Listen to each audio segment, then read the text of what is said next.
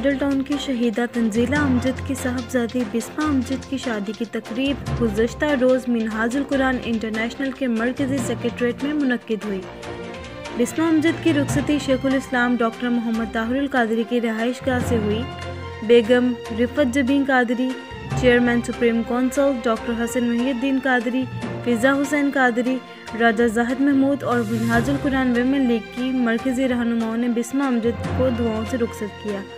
घरेलू सामान समेत शादी के तमाम इंतज़ामात शेखुल इस्लाम डॉक्टर मोहम्मद ताहिरुल कादरी की तरफ से किए गए। शेखुल इस्लाम डॉक्टर मोहम्मद ताहिरुल कादरी ने 17 जून 2014 के सानेहा में शहीद होने वाली तंजीला अमजद की बेटी बिस्मा, जिसकी उम्र उस वक्त 12 साल थी, के बारे में ऐलान किया था कि बिस्मा मेरी बेटी है, इसकी निगहदाश्त मैं खुद करूँगा। बिस्मा अमजद के वालिद मोहम्मद अमजद ने कहा कि शेखुल इस्लाम डॉक्टर मोहम्मद ताहिरुल कादरी ने बिस्मा को बेटी कहा और फिर बाप होने का हक अता कर दिया।